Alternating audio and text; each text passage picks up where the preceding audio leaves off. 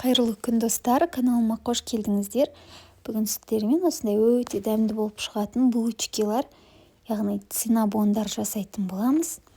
Бізге керегі жылы сүт немесе жылы су. Мен су мен сүтті араластырып жылығып солай алдым. Одан кейін құмшекеріміздің жартысын саламыз осы жерге. Ол ерігенше жақсылап араластырып аламыз. Негізі 100 грамм құмшекер кететін болса, оның жартысын осы жерге саламыз да, жартысын жұмыртқамен араластыратын боламыз.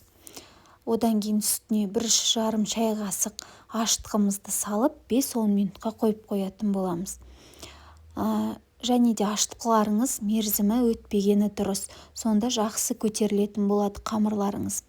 Одан кейін құмшекерімізбен 2 жұмыртқамызды жақсылап ерігенше құмшекерімізді араластырып аламыз да, жаңағы ашытқымыздың, сүтіміздің, құмшекеріміздің үстіне құятын боламыз. Және ертіліп тұрған сары майымызды қосып, барлығын ерігенше біркелкі масса болғанша жақсылап араластырып аламыз. Ең соңында осылай електен өткізілген ұнымызды қосып, осындай жұмсақ массада қамыр илейміз. Қамырымыз жұмсақ болу керек, қолымызға жабысып тұратындай болу керек. Егер қатты жабысып тұратын болса, кішкене сумай жағып илеп жіберсеңіздер болады. Қамырымыз 1,5-2 сағаттан кейін осылай болып көтеріліп шықты. Өте жақсы көтерілді және 4 бұрышты болу үшін видеодағыдай істесеңіздер болады, немесе бірден 4 бұрышты етіп жайып алсаңыздар да болады. Мінекей жұқа етіп осылай қамырларыңызды жаясыздар да, бөлме температурасында тұрған майымызды, сары майымызды жағып шығамыз біркелкі етіп. Және бұл негізінде булочкалар корицамен жасалады, бірақ біздің балалар корицаны ұнатпағандықтан мен жартысына құмшекер, жартысына мак сеуіп осылай істеп көрдім. Соның өзінде дәмді шығады екен. Сіздерде егер корица болса, корицамен жасап көрсеңіздер де болады. Барлығын осылай жіптің көмегімен бөліп аласыздар.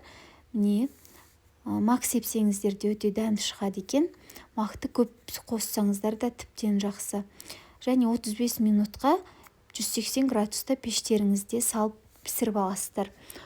Ол піскенше біз үстіне жағатын кремін дайындап аламыз.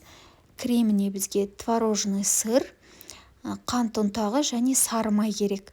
Үшеуін жақсылап араластырып алғаннан кейін пештен шыққан булочкаларымыздың үстіне ыстық күйінде жағып шығамыз. Сол кезде сол ыстық болғандықтан өзі майымыз еріп, әбден сіңіп ыстық күйінде булочкаларымызға өте бір керемет дәм береді екен. Қандай ингредиенттер керек екенін описание бөліміне жазып кететін боламын. Сол жерден барлығын мұқият қарап алсаңыздар болады. Ең бастысы булочкаларыңыз өте дәмді. Мен бірінші рет жасап тұрмын. Бірінші ретінен осылай өте дәмді болып шықты. Сіздер де жасап көріңіздер. Балаларыма қатты ұнады. Міндетті түрде жасап көріп, егер ұнап жатса каналымды қолдап кетіңіздер. Лайк басып, комментарий қалдыруды да ұмытпаңыздар. Ас болсын. Көп рахмет.